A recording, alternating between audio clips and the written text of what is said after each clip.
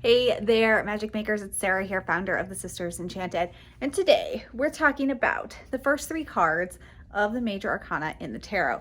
We've got the Fool, we've got the Magician, we've got the High Priestess. Now, these three cards together, they create the personal experience that we each have as we come into this earth. Sorry about all that ruckus. They are the personal experience. Now the Fool, it's you, it's me, it's all of us when we are born onto this earthly plane and we don't know what we don't know. We're ready for adventure, we're ready for experience, and we just come out sort of willing to try and do anything. The Magician here, the Magician is showing us that we are connected to all that is above, all that is below, and we have all the tools we need right there within us to make some magic.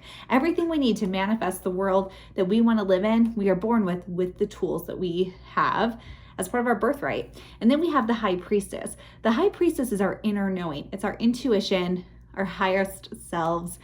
It's everything we don't know. We don't know why we know it. We just know it. It's that subconscious being. Now, these three characters together, the Fool, the Magician, and the High Priestess, as I said, they make up who we are at our core. They're the experiences we're born to have. They're the experiences we haven't had yet, the experiences we're curious about having.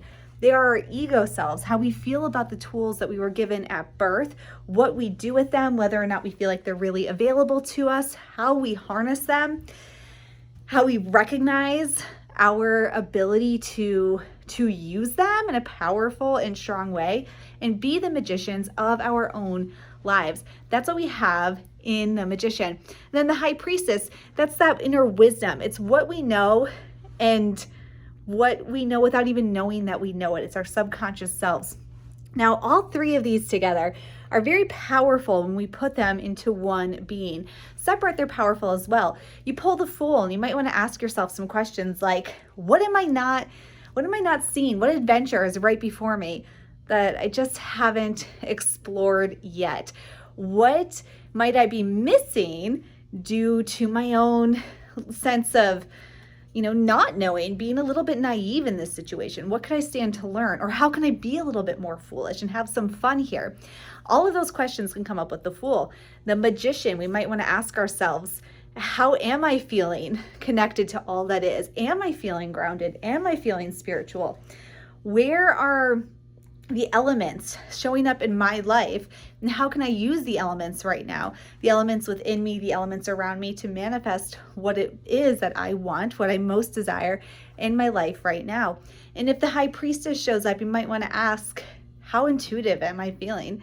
Am I feeling blocked from my intuitive knowing? Am I feeling like there's something for me to learn here? Am I feeling wise, or am I feeling not wise at all?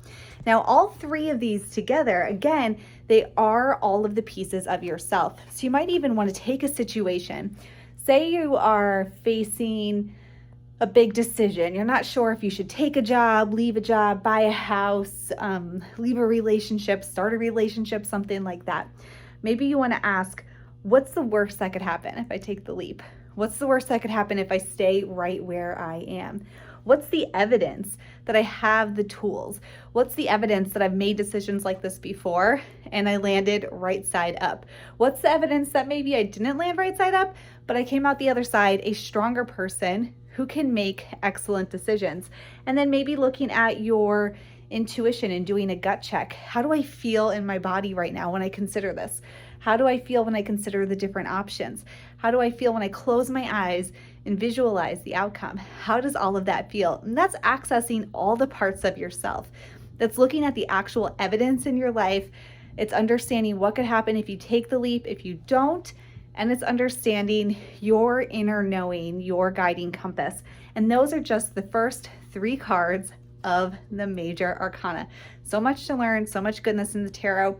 You can use the tarot for guidance and to ask questions of it, or as I just did here, you can pull cards and ask questions of yourself. So good. So you can learn more about tarot over on our website, thesistersenchanted.com. We have a class, tarotthrowdown.com. I'm Sara, founder of The Sisters Enchanted. And until next time, I hope that you have an enchanted rest of your day ahead.